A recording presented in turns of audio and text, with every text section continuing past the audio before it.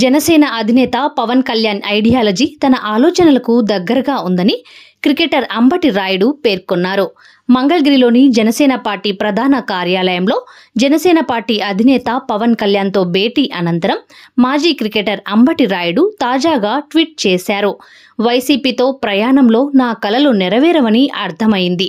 నా ideology YCP ఐడియాలజీకి భిన్నంగా ఉంది. అందుకే వైసీపీకి దూరమయ్యా. రాజకీయాలను వదిలేద్దామనుకున్నా.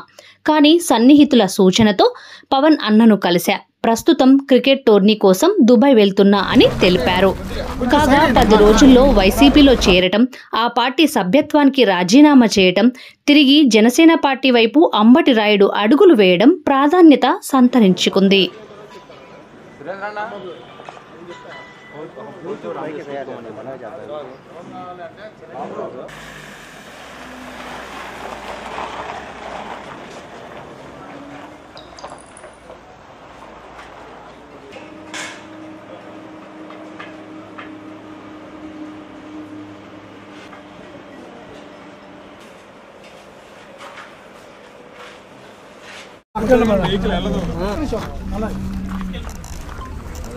Please. Put your side in.